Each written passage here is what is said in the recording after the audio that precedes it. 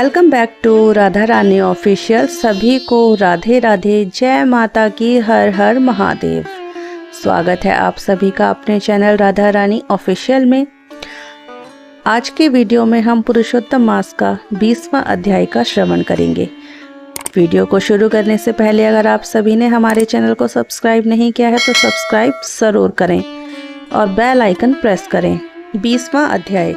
ऋषियों की पवित्र सभा में एक बार फिर गंभीर वातावरण छा गया।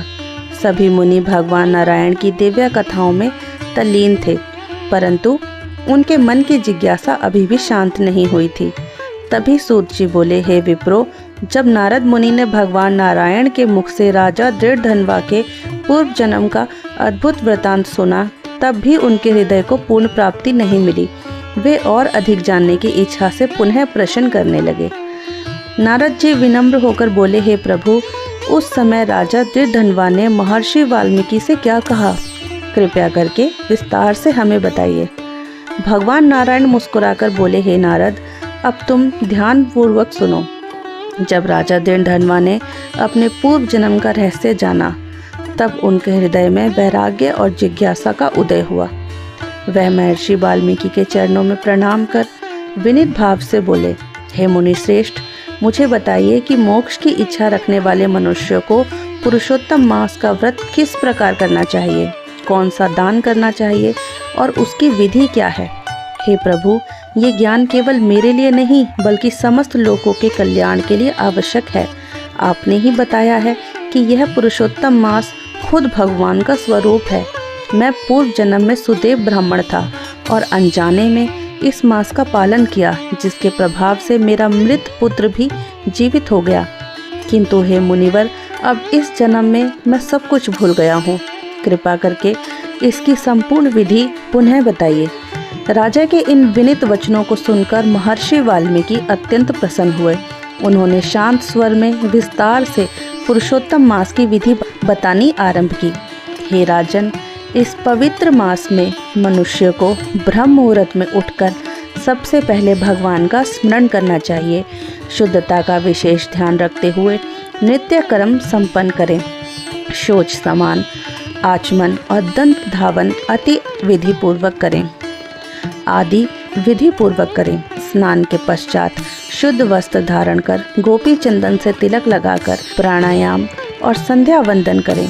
फिर एक पवित्र स्थान पर मंडल बनाकर कलश स्थापित करें और उसमें तीर्थों का आवाहन करें। गंगा, गोदावरी, कावेरी और सरस्वती का स्मरण करें। इसके बाद श्रद्धा और भक्ति से भगवान पुरुषोत्तम की मूर्ति स्थापित करें। विधि पूर्वक पूजा करें। गंध, अक्षत, पुष्प, दीप, निवेद अर्पित करें। हे राजन, ये शरीर बहुत दुर्लभ है। धन, घर, पुत्र ये सब बार बार मिल सकता है, परंतु ये मानव शरीर बार बार नहीं मिलता। इसीलिए इसे धर्म के लिए ही उपयोग करना चाहिए। ये संसार क्षण सागर है। युवावस्था पुष्प के समान शीघ्र मुरझा जाती है। धन जल के तरंग के समान चंचल है और जीवन प्रतिदिन घटता जाता है। इसीलिए बुद्धिमान वही है जो समय रहते धर्म का पालन करता है। जब मन, धन और योग पात्र ये तीनों एक साथ मिल जाएं, तब बिना विलंब किए दान और धर्म करना चाहिए। हे नृपश्रेष्ठ, इस पुरुषोत्तम मास का महत्व इतना महान है कि थोड़े से साधन से भी मनुष्य महान पुण्य प्राप्त कर सकता है। केवल स्नान, दान और भगवान विष्णु का स्मरण भी मनुष्य को बड़े बड़े संकटों से बचा लेता है। जैसे गंगा सभी नदियों में श्रेष्ठ है, वैसे ही सभी महीनों में पुरुषोत्तम मास सर्वश्रेष्ठ है। यह खुद भगवान का स्वरूप है। अतः श्रद्धा और भक्ति से इसकी पूजा करनी चाहिए। भगवान नारायण आगे बोले, हे नारद, इस प्रकार महर्षि वाल्मीकि ने राजा दृढ़धनवा को पुरुषोत्तम मास की संपूर्ण विधि और उसका गुण रहस्य समझाया। जो मनुष्य इस संसार रूपी भयंकर सागर से पार होना चाहता है, उसे इस पवित्र मास में भगवान पुरुषोत्तम की भक्ति अवश्य करनी चाहिए।